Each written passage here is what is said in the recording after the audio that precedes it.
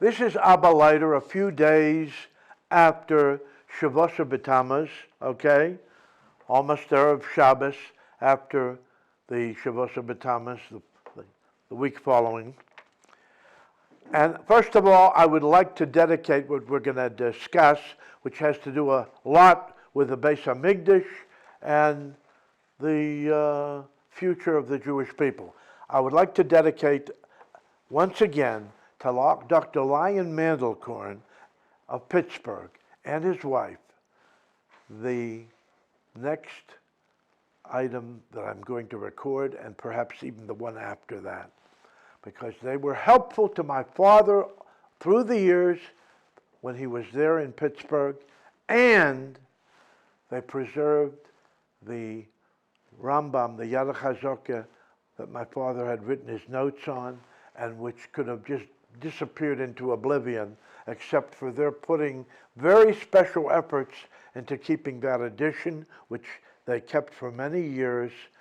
The acid paper was very weak, but they saw to it, especially his wife Ruth, and they made sure that there came a time that we could take it and copy it and preserve it for the future. Our great thanks to them and for the friendship of Dr. Mandelkorn with my father for the many years that he was there. They should continue to enjoy good health.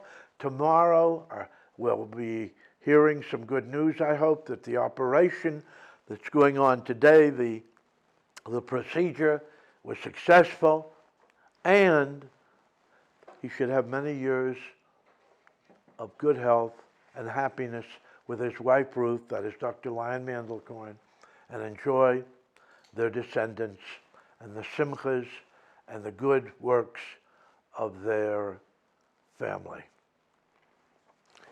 I'll now proceed. I want to introduce a little bit about what the Rambam talks in the guide regarding the Beis Hamikdash in particular, but things that led up to it. The Perek, the chapter, is 45 in the third part of the guide. In the third chelik of the guide, kapitel, as we say in Yiddish, memhei. He introduces it by simply saying this has to do with the Beit HaBchira, the Beis Hamikdash, and also with the attendant appurtenance to the Beis Hamikdash. We will be concentrating primarily on the Beis Hamikdash and how it was brought about, or what led up to it. The Rambam begins explaining this matter by saying it's Yadua, it is well known that the Ovdei Avodah Zorah, the idol worshippers prior to Abraham and in his time, had built up temples where they came to worship, where they would put up their idols, and they would go through all their different type of rituals, which were supposed to be mavasis, were supposed to emphasize the veracity, as it were, we'll call it, of these avodah zorahs, of these idols, to do good if you listen to them, that is, their priests, to do certain things or to not do certain things. They could be of great help or of great harm, depending on what you did, how you listened to these priests who functioned as functionaries, representatives of these avodah zorahs in the temples, these idols, these false gods.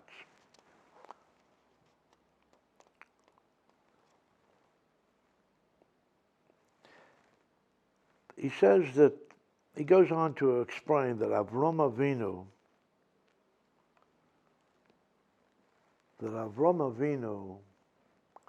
went and he laid the groundwork for what we have a great striving for today, namely, eventually, a Beis Hamikdash in the land of Israel, a part of the nationhood of Israel, bound forever. It should be in our coming times. Bekorov. There was a question the Rambam raises.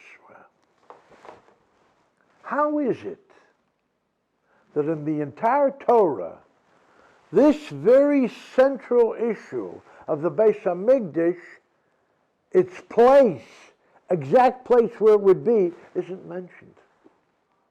Hamokim asher yivcha, hamokim asher yivcha, hamokim asher nivcha, always which will be chosen.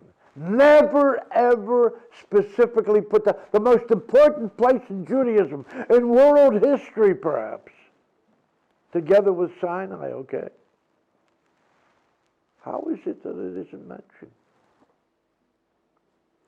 And he says there's three important reasons for it.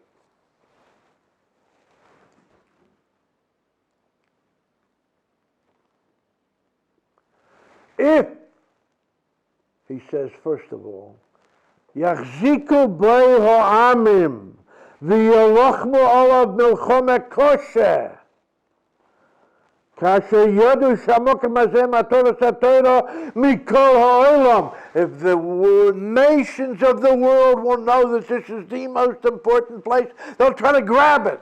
Grab it for who? For themselves. You know what's going on. Okay?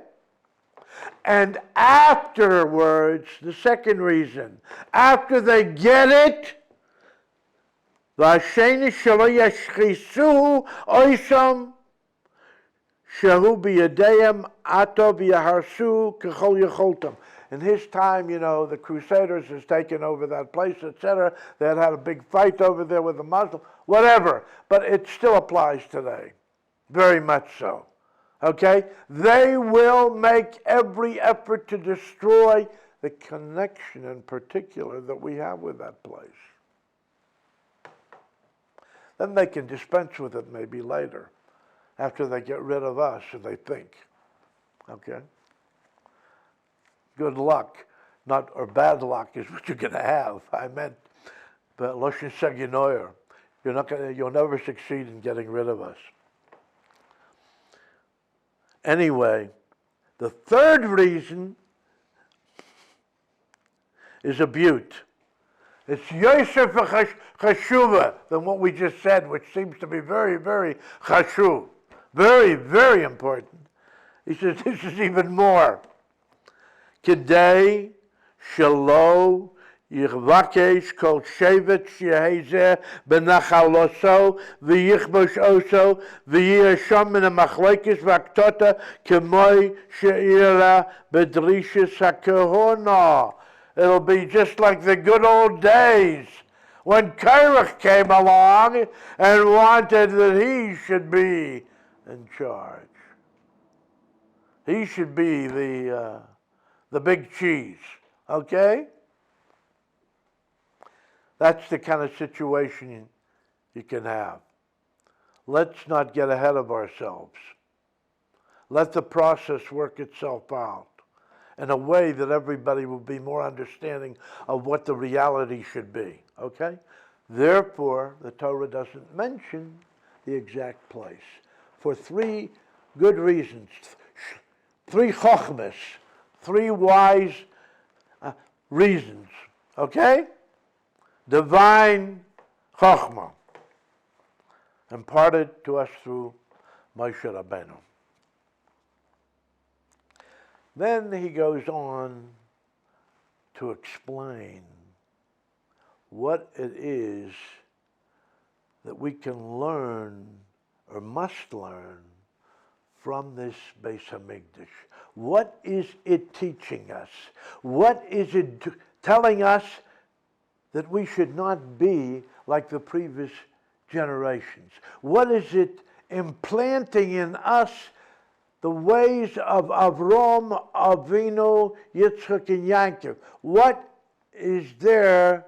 How does it work? And what's the connection between this place and Avram Avinu and the Ovis and the Rabbeinu Shalom and prophecy and Torah and the continuation of the Jewish people to its primogeniture, to its birthright, and to its destiny. What is it telling us? Is it another building? There's lots of buildings around. Everybody's making a building to memorialize themselves. What is this? That's the question.